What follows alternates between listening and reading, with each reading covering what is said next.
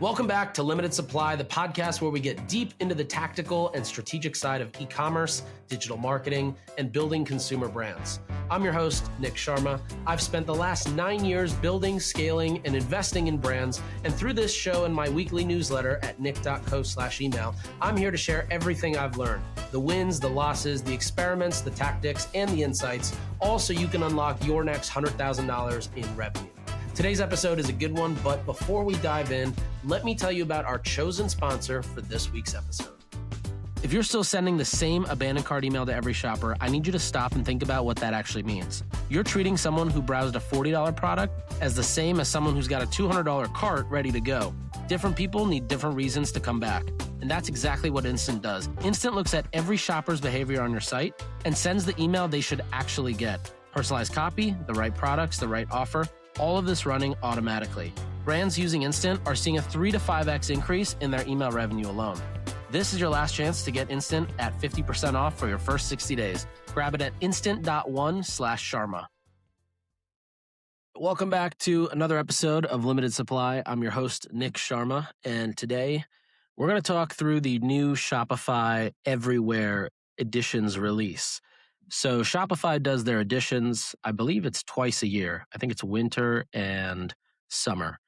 And it's usually, 100 plus updates, a ton of good stuff. There's always stuff for developers, stuff for marketers, stuff for the ops team, stuff for the merchandising people, stuff for, basically everybody. And this year, or this summer rather, a lot of their focus was really on how to make your store kind of very omnipresent and omni-available. And that doesn't mean the same thing as omni-channel. Well, actually, it kind of does.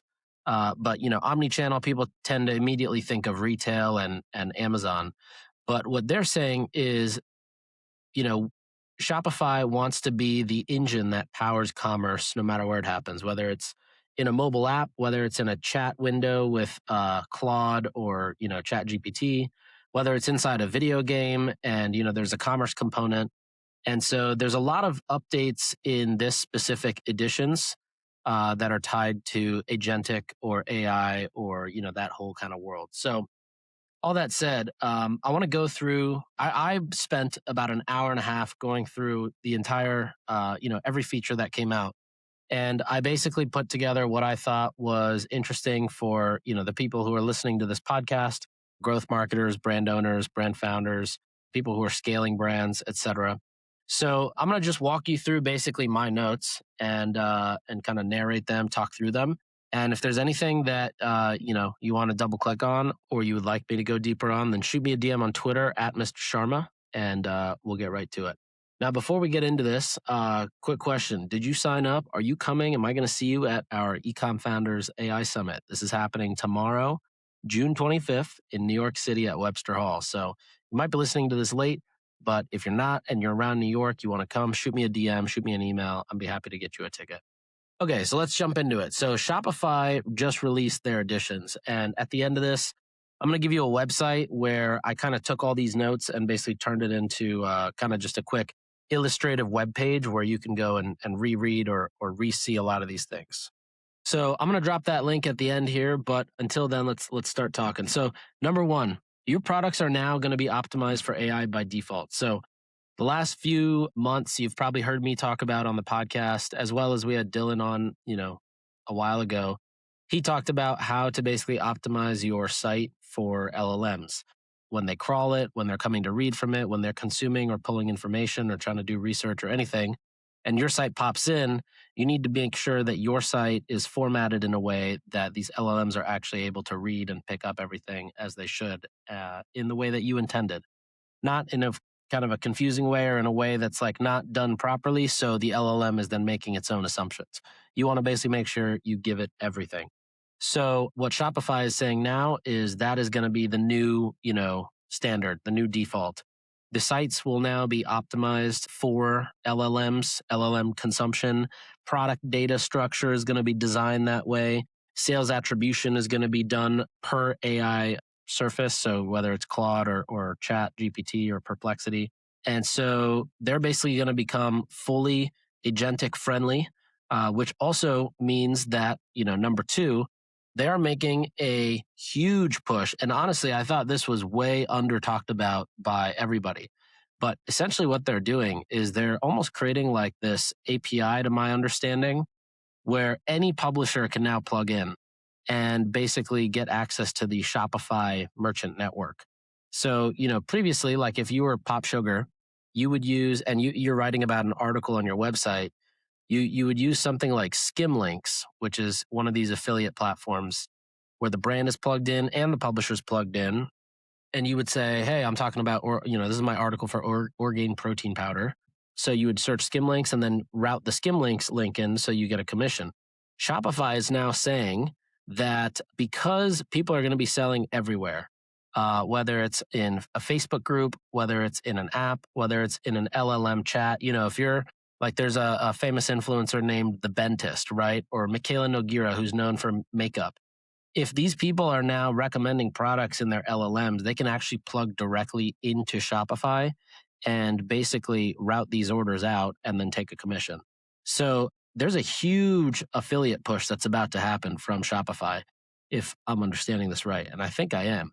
The other thing I saw that actually came out, I think yesterday or the day before, I'm recording this on June 23rd. So I think this came out on the 22nd, is Stripe also came out with their version of this, where they basically said, we've now got the Stripe directory. So if you're trying to make a payment or send a payment or involve a merchant, you can use Stripe directory and basically get in and see our entire network of merchants.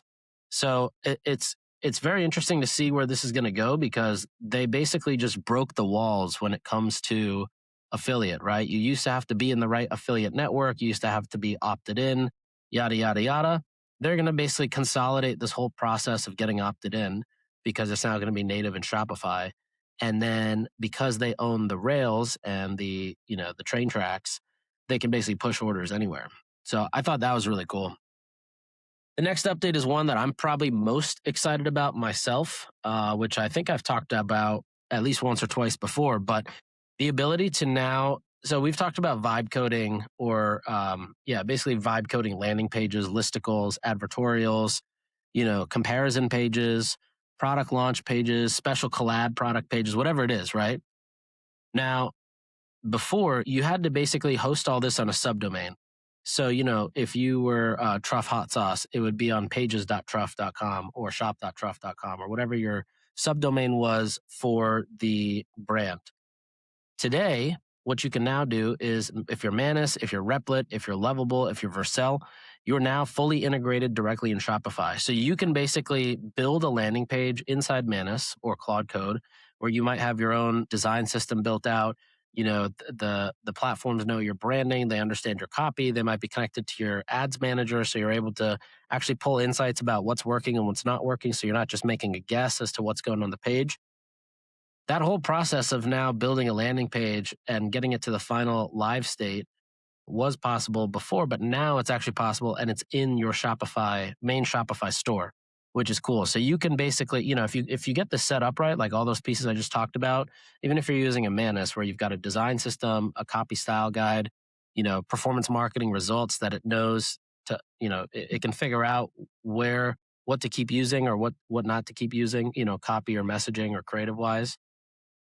If you get that whole system built out and then connected to Shopify, you can actually now one-shot landing pages, meaning you can say, hey, take this SKU and build a landing page for Father's Day, with a 3 for buy 2, get 1 free offer for Father's Day with this product. And, all the copy, all the messaging, all the creative goes live, and boom, it's now live within Shopify as well. So, I used to have a landing page agency called Hooks, and this is basically what I saw coming soon, which is why I decided I, didn't want to continue doing that.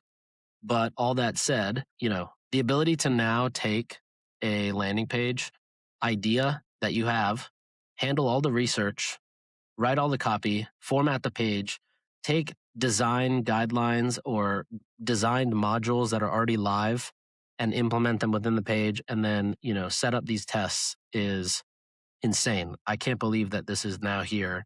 And, anybody that you ask in the world of ecom, one of the biggest drivers of better efficiency is better funnels and better landing pages and better offers. And if you look at what any of the big brands are doing now, right, they're basically testing, 20 to 100 ads angles per month. And whichever, let's say you're testing 50, right? Maybe 10 or 15 of those really hit and do well from a performance standpoint. Their click through rate is higher. Their add to cart, cost of add to cart went down a bit because that angle is really good. Then they go ahead and take landing pages and attach landing pages to these 15 out of 50 that worked really well. And you run some more spend and you see what happens. And then you narrow that down to maybe 3 to 7 pages that are just ripping with spend. And so the biggest bottleneck or the biggest barrier to kind of activate this strategy, which is basically the very, 2026 meta friendly strategy of angles versus just spray and pray with a bunch of creative. The benefit is now you can basically build these entire funnels really quick. You don't have to wait a week or 2 weeks or 3 weeks for your dev team or a site team to go and duplicate the page. So as you can tell, I'm very excited about this one. I think that this is going to change the game for marketers, especially the ones that are super proactive. Okay, Sidekick is now an actual chatbot that is useful. So before, Sidekick was kind of just, Shopify used to always talk about Sidekick being phenomenal. I'm not going to say Sidekick was bad. You could actually diagnose problems usually pretty quickly. You could get answers. You could ask questions to the data, etc. It was basically like a AI 1.0 chat for within Shopify. But now what they've done is they've kind of taken the Claude Code approach where you've got everything all instead of integrating apps and whatnot in Claude Code, Shopify naturally now integrates with all the apps that you have attached to your Shopify store. So you could say, pull this information about Klaviyo, or go through my reviews and, pull the ones that sound like this, or, look at my gorgeous customer service inbound messages and reviews and identify places we can improve our product, whatever it may be. You can now basically have multiple layers of data and information you're going through when you're using Sidekick. So if you're somebody who uses Sidekick, then you're probably going to be stoked. If you're somebody like me who's usually just trying to plug all of these individual apps into my own instance of Claude Code or a Hermes agent, where I've just got more control or it has more information on me and how I work and all that kind of stuff, then you're probably doing that as well. But, it is pretty amazing to see what Sidekick has evolved to. Okay, so the next one is that the Shop app is pushing a lot of updates, and I think we're going to see the Shop logo start to pop up everywhere. We're going to see it start popping up at checkout at stores that are not on Shopify because that just became a thing. Shop Pay is now available pretty much anywhere. You're going to see the Shop app pop up inside ChatGPT, inside your Claude. You're going to see it pop up inside different apps that have, the ability to pull products or merchandise products or make product recommendations. On the publisher side, basically anywhere where there's, a chat interface you're using, you might find it there. And then on the consumer side, your own Claude Code, your own OpenClaw, your own Hermes agent, any sort of AI systems you've got set up, Shop is now basically trying to be your go-to agent for shopping assistance. So no matter where you're using AI or where you're, leveraging it, Shop is going to basically now try to insert itself and try to be the agent of record, you could say. That's actually a good term we should coin. Agent of record. So just like agent brands have agencies of record, Shop now wants to be the agent of record as your shopping assistant. Now, the thing that I think is also interesting is, like where does this leave Amazon? I'm curious to see what Amazon's response will be, or like an Etsy's response or eBay. Amazon. I mean, Etsy and eBay are probably too small for this, but Amazon's response will be interesting, and their response is probably going to be something like, yeah, Alexa is now going to be open for everybody to use because, they reap the rewards much bigger when people do that. But in any case, I'm excited to see kind of what happens here. Amazon, I don't think has I mean, I'm not actually aware, I should say, of a bunch of different integrations that Amazon Alexa has when it comes to shopping recommendations like this. I know they were super early to like TikTok to integrate and create storefronts with creators there, but I don't believe that they've made a ton of pushes here. And maybe that's because the rails weren't there for that. You need to have these chat surfaces or chat platforms or agentic platforms where there's already a ton of users and then Alexa gets integrated. But yeah, so those were basically those 5 things were like the 5 biggest things that I thought. So in summary, that was products being optimized for AI, so LLMs can read them. The entire whole affiliate play that they're about to run with LLMs and publishers. Then all the new vibe coding partners being added, whether it's Manus or Vercel or Replit or Lovable, Cloud Code, etc. Then Sidekick, again, for people who use Sidekick, I think that's amazing.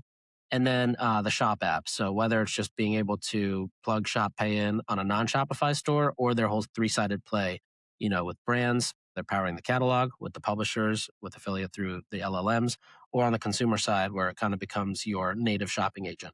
The Shop app is also about to get way better.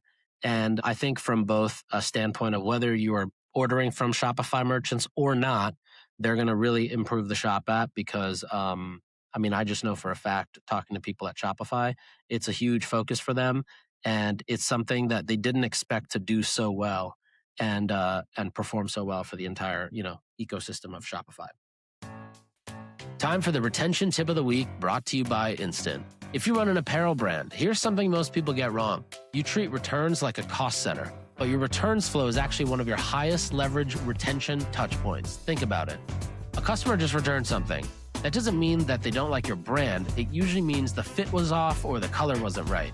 So what do the best apparel brands do? They build a post-return email flow that does 3 things. 1, acknowledge the return with 0 friction. 2, immediately recommend the right alternative based on what was returned and maybe the reason. Maybe it's a different colorway, a different size, a different silhouette. And number 3, include a small incentive to come back within 10 days. Brands that nail their conversions flow for returns, they see 30 to 40% of their returners convert into repeat purchasers. The ones that don't, those customers are gone. Their return was their last interaction with you, and it was a bad one. If you need help building smart post-purchase and post-return flows, Instant makes it super easy. Their AI-powered retention engine generates personalized emails for every shopper automatically. Check them out at instant.one/Sharma. So a couple other things I want to call out that are smaller wins, but I think just like awesome. So one is A/B tests on live themes. So if you've got a full new site theme, you've got a holiday redesign, you're testing some new sections, you can now split test those themes. So you don't, flip a new site live and tank conversion overnight. With that too, you can also schedule theme go lives. So again, if you're launching a new site and you want to flip it right at like 3:30 in the morning, that's when you have the least amount of traffic, then you can now schedule it so you don't have to stay up for it. Although, if it was a new site, I'd probably want to stay up.